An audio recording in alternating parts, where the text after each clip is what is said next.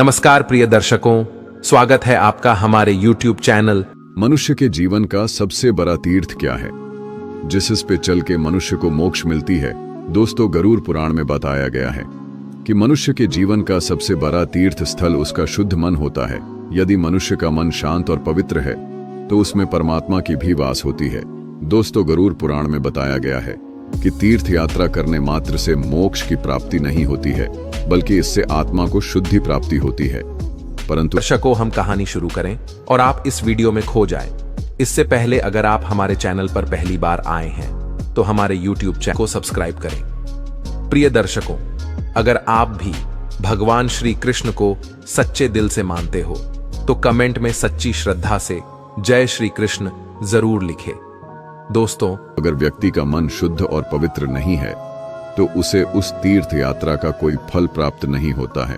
दोस्तों, मनुष्य अपने जीवन में मोक्ष पाने के लिए अनेक तीर्थ यात्रा करते हैं ताकि उसे मोक्ष की प्राप्ति हो सके, लेकिन मन में लोभ, क्रोध, मोह छिपा रहता है, जिन कारण से उसे उस तीर्थ यात्रा का पुण्य फल प्राप्त नहीं होता है। वह यात्रा व्यर्थ चला जाता है। तो आइए शुरुआत करते हैं गरुड़ पुराण की उस ज्ञानवर्धक प्रस्तुति को कि मनुष्य के जीवन का सबसे बड़ा तीर्थ क्या है, जिससे पेचल से मनुष्य अपने जीवन मोक्ष की ओर अग्रसर कर सकते हैं। मित्रों, गरुड़ पुराण की इस ज्ञानवर्धक प्रस्तुति में आप सम्मोहित जाएं। उससे पहले हम आपको बता दें कि इस वीडियो को आधा अधूरा देखने की गलती बिल्कुल भी नहीं करें, क्योंकि आधा अधूरा ज्ञान हमेशा विष के समान होता है जो आपके जीवन संकट की ओर ले जाता है। इसीलिए मित्रों, आपसे यही आग्रह है कि आप इस वीडियो को बिना स्किप किए अंत तक जरूर देखिए। साथ ही इस वीडियो को एक लाइक करके चैनल को अवश्य सब्सक्राइब कर लीजिए। और हाँ दोस्तों, सच्चे मन और पवित्रता से कमेंट बॉक्स में पूरी श्रद्धा और विश्वास के साथ जय श्री कृष्णा लिखकर ईश्वर को आप अपना तहे दिल आभार व्यक्त जरूर कर दीजिए। इससे आपके जीवन से जुड़ी समस्त दुखों और पापों का अंत होगा।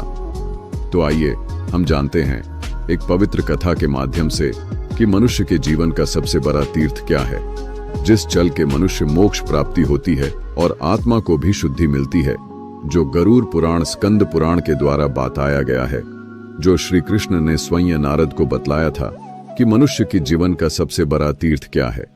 मित्रों, एक समय की बात है, भगवान श्री कृष्ण अपने दिव्य आसन पर ध्यान मग्न में बैठे हुए थे।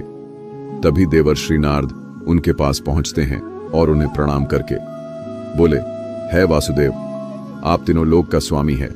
आपके दर्शन करने मात्र से मोक्ष की प्राप्ति होती है वासुदेव, मेरे मन में एक प्रश्न जो मेरे मन को बहुत व्याकुल और चिंतित कर रहा है प्रभु, मनुष्य अपने जीवन में मोक्ष प्राप्त करने के लिए अनेकों तीर्थ यात्रा करते हैं जिससे उसे मोक्ष प्राप्त हो सके। है प्रभु, क्या तीर्थ यात्रा से मनुष्य मोक्ष की प्राप्ति हो सकती है? मनुष्य के जीवन का सबसे बड़ा तीर्थ क्या है जिस पे चल के मनुष्य अपने जीवन को सुखद और आत्मा को मोक्ष दिला सकता है?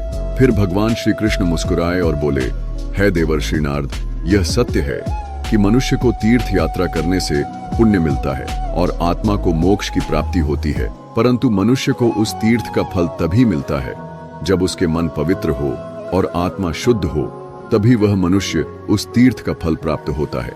अगर तीर्थ यात्रा करने वक्त मनुष्य के मन में क्रोध, मोह, लोभ पिछा हुआ है, किसी असहाय की सेवा दान नहीं करता है, तो उस तीर्थ का कोई फल नहीं मिलता है, उसका वह तीर्थ व्यर्थ जाता है। फिर भगवान श्री कृष्ण बोले, है देवर श्री नारद, मैं आपको एक कथा सुनाता हूँ जो आपके इस प्रश्न का न केवल उत्तर देगी बल्कि हर उस मनुष्य के लिए एक चेतावनी होगा जो तीर्थ यात्रा के दौरान यह भूल करता है। हर एक मानव जाति के लिए यह प्रेरणा का स्रोत होगा जो उसके जन्म और कर्म पर आधारित है। फिर श्री कृष्ण बोले, है नारद, तुम इस कथा को पूरे ध्यान पूर्वक आखिरी सुनना, क्योंकि गरुड़ पुराण की धार्मिक और आध्यात्मिक कथा है। जो इस कथा को आधा अधूरा सुनने की गलती करता है उस पर भारी संकट आती है, क्योंकि आधा अधूरा ज्ञान हमेशा विष के समान होता है। कृष्ण बोले, है नारद, जो मनुष्य इस कलयुग भरी संसार में इस कथा को पूरे ध्यान पूर्वक आखिरी तक सुन लेगा और समझ लेगा, उसका इस संसार से सभी लोभ, क्रोध, मोह खत्म होगा और वह ईश्वर में लीन होगा। फिर नारद बोले, है प्रभु, मैं उस कथा को पूरे ध्यान पूर्वक आखिरी तक सुनूंगा और समझूंगा। आप उस कथा पर निश्चित होकर सुनाएं। फिर श्री कृष्ण ने नारद को वह कथा सुनाते हैं। फिर श्री कृष्ण बोले, है नारद, प्राचीन काल में एक तपस्वी साधु रहते थे। उसका नाम दयाराम था। उन्होंने मोक्ष पाने के लिए जीवन भर हर एक स्थान का तीर्थ यात्रा किया, हर एक पवित्र नदी में स्नान किया, हर एक धार्मिक जगह पर पूजा पाठ किया। वह अपने जीवन में बड़े बड़े यज्ञ जाप किए ताकि उसे मोक्ष प्राप्ति हो और उसका जीवन सुखद हो। धीरे धीरे समय के साथ उसकी आयु समाप्त हुआ और एक दिन उसकी मृत्यु हो गया। तब उसकी आत्मा को यमराज लेने उसके पास पहुंचे। दयाराम पूरे आत्मविश्वास के साथ भरे हुआ था कि उसे स्वर्ग का सुख प्राप्त होगा। उसने यमराज से पूछा, है धर्मराज, मैंने अपने जीवन में अनेक तीर्थ यात्रा किया, हर एक मंदिर में पूजा पाठ किया, हर एक धार्मिक जगह पर धार्मिक अनुष्ठान किया, यज्ञ जाप किया। मेरे आत्मा को मोक्ष प्रदान करे और मुझे स्वर्ग लोक में जगह दे। तब धर्मराज यमराज ने उत्तर दिया, है साधु, मैं जानता हूं कि तुमने मोक्ष पाने के लिए तुम अपने जीवन में हर एक तीर्थ यात्रा किया, हर एक पवित्र नदी में स्नान किया, हर धार्मिक जगह पर पूजा पाठ किया, धार्मिक अनुष्ठान यज्ञ जाप किया। क्या इस दौरान तुमने अपने मन से लोभ क्रोध मोह अहंकार को त्याग किया? तब दयाराम ने धर्मराज यमराज की बातों को सुन के सिर झुका लिया। धर्मराज यमराज बोले, है साधु, मनुष्य को तीर्थ यात्रा का फल तभी प्राप्त होता है जब मनुष्य तीर्थ यात्रा के दौरान अपने मन को शुद्ध और पवित्र रखता है, तब उसे उस तीर्थ यात्रा का फल प्राप्त होता है। मनुष्य अपने जीवन में कितना भी तीर्थ यात्रा कर ले, कितना भी धार्मिक जगह पे पूजा पाठ धार्मिक अनुष्ठान यज्ञ जाप कर ले, आत्मा को शुद्ध करने के लिए कितना भी पवित्र नदी में स्नान कर ले, अगर मनुष्य का मन शुद्ध और पवित्र नहीं है, उसके मन में स्वार्थ लोभ क्रोध अहंकार पिछा हो, वह किसी असहाय व्यक्ति की सेवा दान नहीं करता है, तो उसे उस तीर्थ यात्रा का कोई पुण्य फल प्राप्त नहीं होता है। फिर यमराज बोले, है साधु, तुमने भी अपने जीवन अनको तीर्थ यात्रा किया, परंतु तुम्हारे मन में लोभ क्रोध मोह पिछा हुआ था, इसलिए तुम मोक्ष के अधिकार नहीं हो। तुम्हें स्वर्ग लोक जाने के बजाय तुम्हें नरक लोक जाना होगा, जहां तुम्हारे कर्म का फल मिलेगा। वहां तुम्हारे आत्मा को विभिन्न यातनाएं से गुजरना पड़ेगा। उसके बाद तुम्हारे आत्मा को मोक्ष की प्राप्ति होगी।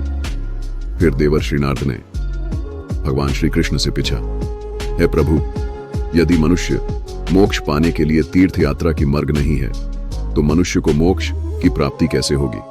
वह अपने आत्मा को कैसे शुद्ध रख सकता है? फिर श्री कृष्ण ने जवाब दिया, है नारद, मनुष्य की सबसे बड़ा तीर्थ हृदय की पवित्रता है, जहां से उसे अच्छे कर्म और बुरे कर्म करने का आभास होता है। अगर मनुष्य का मन शुद्ध और पवित्र है, तो वह जहां है उसके लिए वह स्थान वह जगह तीर्थ के समान है। उसे किसी भी बाहरी तीर्थ यात्रा करने की जरूरत नहीं है, उसे वही मोक्ष की प्राप्ति होती है, उसके आत्मा को भी शुद्धि मिलती है। परंतु मनुष्य अपने जीवन में मोक्ष पाने के लिए कितना भी तीर्थ कर ले, पवित्र नदी गंगा में स्नान कर ले, अगर मनुष्य मन अशुद्ध है, वह संसारिक मोहमाया और अहंकार में लिप्त है, तो उसे उस तीर्थ का कोई पुण्य फल नहीं मिलता है। फिर श्री कृष्ण बोले, है नारद, जो मनुष्य अपने जीवन में सत्य अहिंसा का पालन करता है, किसी दूसरों की सहायता असहाय की सेवा करता है, भूखे को भोजन देता है, वह अपने जीवन को कल्याण के लिए समर्पित करता है, उसके लिए वही मोक्ष के समान है। क्योंकि यह संसार मोह माया की जाल है। जो मनुष्य इस मोह माया में उलझ जाता है, तो उसे नहीं मोक्ष प्राप्ति होती है, नहीं उसके आत्मा को मोक्ष मिलता है। जो मनुष्य अपने मन से लोभ क्रोध मोह और अहंकार को त्याग देता है, वही उसके लिए मोक्ष के मार्ग बन जाता है। मनुष्य को आत्मा की शुद्धि प्राप्त करने और मोक्ष पाने के लिए किसी यात्रा की जरूरत नहीं है। तीर्थ यात्रा केवल एक यात्रा की मार्ग है। आत्मा को शुद्ध करने के लिए सच्चे मन से ईश्वर का स्मरण और उनकी भक्ति करना, ईश्वर के नाम लेने से मनुष्य को मोक्ष की प्राप्ति होती है और मनुष्य जीवन के सभी पाप कष्टों से दूर होता है।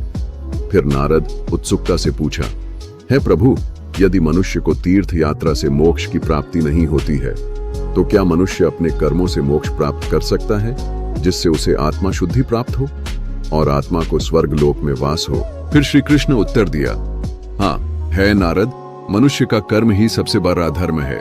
यदि मनुष्य अपने जीवन में निस्वार्थ भाव से कर्म करता है और दूसरों की सेवा करता है, तो उस मनुष्य को मोक्ष की प्राप्ति जरूर मिलती है।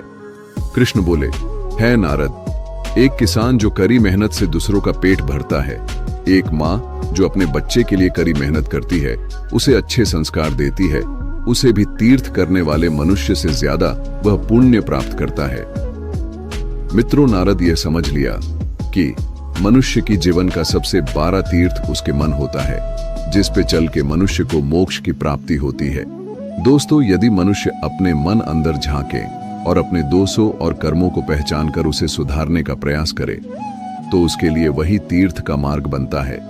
जो व्यक्ति अपने मन की हृदय को पवित्र रखता है, किसी असहाय की सहारा बनता है और सच्चाई, कर्तव्य की मार्ग पर अपने जीवन को रखता है, उसके लिए वही कार्य तीर्थ के समान है और उसे मोक्ष की भी प्राप्ति होती है।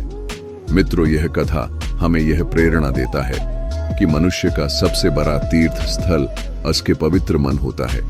तीर्थ यात्रा केवल एक यात्रा स्रोत है, सबसे बड़ा तीर्थ उसके अच्छे कर्म और मन हृदय की शुद्धता है। मनुष्य को यह समझना चाहिए कि जीवन में मोक्ष प्राप्त करने के लिए हमें अपने जीवन को अच्छे कर्म, किसी दूसरे की सहायता, सेवा और मन को ईश्वर प्रति समर्पित करने और उनके भक्ति करने से मोक्ष प्राप्त हो सकता है।